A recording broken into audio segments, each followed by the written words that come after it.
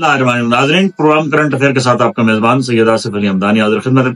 नाज़रीन, आज पीटीआई ने एक अनोखा काम ये किया कि आज जितने भी उम्मीदवार जिनको जो है वो हलकों से तहफ़्फ़ुज़ात हैं कि उनके हलकों में धांधली हुई है, उन्होंने इंटरनेशनल और नेशनल मीडिया को आज इस्लामाबाद होटल में इकट्ठा किया और वहां पे तमाम सबूत जो है वो रख के हर उम्मीदवार ने अपने दिल की भड़ास निकाली। सब ने बताया कि किस तरीके से रिगिंग हुई, आरओज कैसे तब्दील हुई है, आरओज ने रात को इलेक्शन रिजल्ट कैसे तब्दील किए, जीते हुए उम्मीदवारों को कैसे हराया गया, कौन सी टेक्नोलॉजी इस्तेमाल की गई। और ये पहली दफा पाकिस्तान की तारीख में हुआ है कि इंटरनेशनल और नेशनल ऑब्जर्वर मीडिया को ये इलेक्शन की रिगिंग से मुतल्लिक इस कदर ठोस शवाहिद के साथ जो है वो आगाह किया गया। अब आज लोकल मीडिया की भी मजबूरी बन गई। पहले वो इस किस्म की कोई भी जो है वो लाइव जो है वो कवरेज नहीं देते थे, क्योंकि उनको पता था कि इंटरनेशनल मीडिया ने नंगा करना है, लिहाजा लोकल मीडिया ने भी वो सारी आज कार्रवाई दिखाई। पीटीआई के रहनुमाओं का कहना था कि हमने ये इलेक्शन किसी सूरत भी जो चोरी किए गए हैं ये हम इनको हजम नहीं करने देंगे। दूसरी जानिब जितनी भी जो हैं जमातें, वो सिवाय मुस्लिम लीग नून के, पीपल्स पार्टी की, बाकी तमाम सरापा एहतजाज हैं।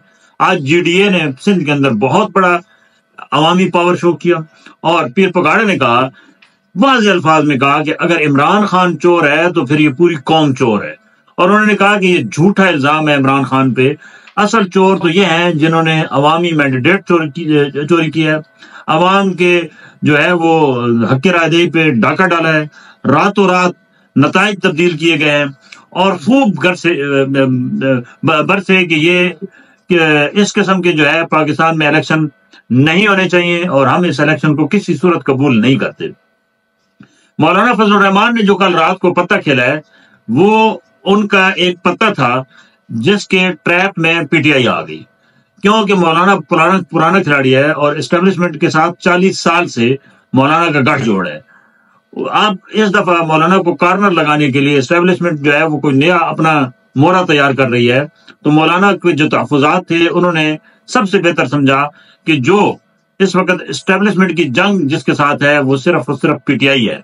तो उन्होंने पीटीआई के लिए एक सॉफ्ट कॉर्नर निकाल के फिर वही एक प्रेशर डाल रहे हैं वो कि उनसे रजू किया जाए, क्योंकि आज के उन्होंने एक निजी टीवी चैनल को जो मौलाना फजलुर रहमान ने इंटरव्यू दिया है उसमें उन्होंने कहा है कि शायद अगले जो हमारे ये जो मुज़ाकरात हो रहे हैं पीटीआई के साथ वो तातुल का शिकार हो जाएं। इससे ये जाहिर हो रहा है कि ये सिर्फ पीटीआई को ट्रैप करने के लिए किया गया है। और कल जो बातें थी उससे आज मौलाना फजलुर रहमान जो है वो यू टर्न लेते हुए नजर आए हैं और ये वाज़ेह है कि मौलाना फजलुर रहमान बहुत बड़ा खिलाड़ी है।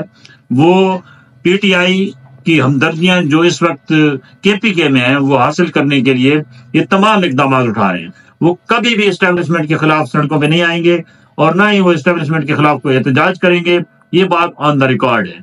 वो सिर्फ अपना हिस्सा लेना चाह रहे हैं और मौलाना फजलुर रहमान की ये दिली ख्वाहिश है कि उसे सदर पाकिस्तान का ओहदा दिया जाए या चेयरमैन सेनेट बनाया जाए। इन दो ओहदों पे ये उन्होंने अपनी पावर जो है वो पीपल शेयरिंग शुरू कर दिया है कि तहरीक इंसाफ के साथ मिलकर वो प्रेशर डेवलप करेंगे और अपने सियासी मफादात उठाएंगे। तहरीक इंसाफ की भी जो वकला है वो उनके क्योंकि वो भी ज़ीरक हैं, वो जानते हैं कि ये इतना आसान काम नहीं है कि मौलाना फजलुर रहमान उनको इस्तेमाल कर ले।